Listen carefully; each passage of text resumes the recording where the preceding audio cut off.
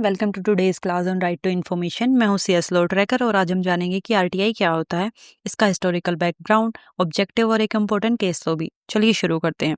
Right to information का idea सबसे पहले 18th सेंचुरी यूरोप में आया। स्वीडन ने 1766 में पहला फ्रीडम ऑफ इंफॉर्मेशन लॉ पास किया, जिससे ट्रांसपेरेंट गवर्नेंस का कंसेप्ट शुरू हुआ।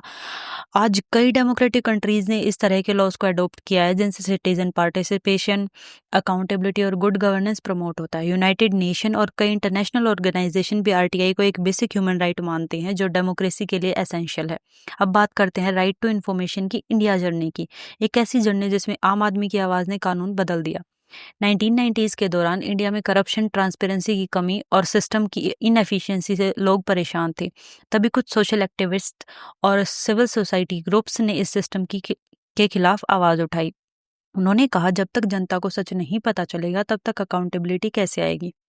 इस मूवमेंट का सबसे पावरफुल मोमेंट था राजस्थान में मजदूर किसान शक्ति संगठन का ग्रास रूट कंपेनियन।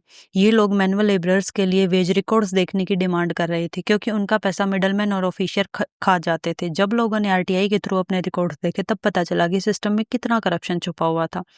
यह मूवमेंट धीरे धीरे देश भर में फैला और एक नेशनल डिमांड बन गया। लोगों ने कहा, हमें जानकारी चाहिए, हमें सच चाहिए।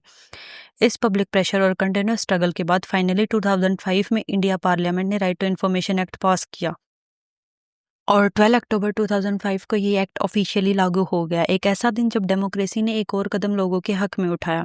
अब हर सिटीजन को यह अधिकार मिल गया कि वो सरकारी डिपार्टमेंट से सवाल पूछ सके, रिकॉर्ड देख सके और उन्हें अकाउंटेबल बना सके। ये सिर्फ एक कानून नहीं था, ये एक राइट था, जिससे पब्लिक को एक अपॉर्चुनिटी मिल गई कि वो सरकार से, गवर्नमेंट से सवाल पूछ सके, रिकॉर्ड देख सके और उन्हें अकाउंटेबल बना सके। आरटीआई का मतलब सिर्फ डॉक्यूमेंट देखना ही नहीं, बल्कि इसमें काफ़ी सारी चीज़ें इंक्लूड होती हैं, जैसे notes, extract, certified copies, samples देखना, इंफॉर्मेशन जो इलेक्ट्रॉनिक मोड में हो, डिस्क, फ्लोपीज, टेप्स, केसेस, बहुत कुछ। तो ये राइट काफ़ी कन्फ्रेंसिव है। आरटीआई एक्ट सिर्फ पब्लिक अथॉरिटीज़ पर लागू होता है, जैसे government departments, ministries, PSU, panchayat etcetera. RTI central, state और लोकल तीनों लेवल पे ही एप्लीकेबल होता है। इन्फॉर्मेशन जैसे नेशनल सिक्योरिटी या पर्सनल प्राइवेसी से जुड़ी बातें सेक्शन 8 के अंडर एग्जम्प्टेड हैं।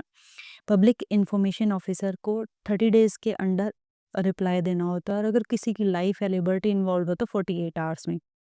चलिए अब जानते हैं आरटीआई एक्ट के कुछ इंपॉर्टेंट ऑब्जेक्टिव्स, जैसे कि फर्स्ट है ट्रांसपेरेंसी प्रमोट करना, पब्लिक अथॉरिटीज़ को अकाउंटेबल बनाना, सिटीजन्स को एम्पावर करना ताकि वो सरकार से सवाल पूछ सके, करप्शन से फाइट करना, डेमोक्रेसी को स्ट्रॉन्ग बनाना, गवर्नेंस को इम्प्रूव करना और पार्टिसिपेटरी गवर्नेंस प्रमोट करना, जिसमें लोग पॉलिसीज़ और डिसीजंस में एक्टिवली इन्वॉल्व हों। चलिए अब बात करते हैं एक इम्पोर्टेंट सुप्रीम कोर्ट जजमेंट की, जो कि केस से है RP limited versus Indian express newspapers, जिसका राइट टू इन्फॉर्मेशन के कंसेप्ट पर बहुत गहरा असर पड़ा। इस केस में कोर्ट ने एक बहुत पावरफुल मैसेज दिया कि राइट टू नो यानी जानकारी का अधिकार सिर्फ एक ऑर्डिनरी राइट नहीं, बल्कि एक फंडामेंटल राइट है, जो आर्टिकल 21 के under right to life and personal liberty का एसेंशियल पार्ट है। कोर्ट ने ये भी एक्सप्लेन किया कि लाइफ का मतलब सिर्फ जिंदा रहना नहीं होता, लाइफ का मतलब होता है freedom to think, to express और सबसे इम्पोर्टेंट जानकारी रखना, क्योंकि बिना जानकारी के हम कुछ सच जान नहीं सकते और बिना सच के हम अपना ओपिनियन बना ही नहीं सकते।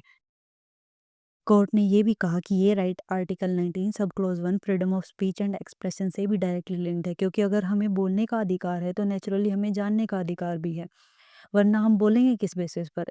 इस केस ने क्लियरली बता दिया कि right to know is not just legal, it's lifeline for any citizen in a democracy. अगर सिटीजन को इन्फॉर्मेशन नहीं मिलेगी तो गवर्नेंस ओपेक रहेगा और अकाउंटेबिलिटी सिर्फ एक थ्योरी बनकर रह जाएगी।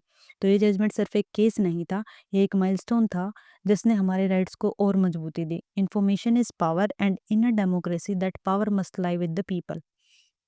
Thank you so much for watching this video. मैं हूँ CS law tracker. Let's continue to learn, grow and track through law together. और हाँ, don't forget to subscribe and join the trackers tribe. See you in the next video.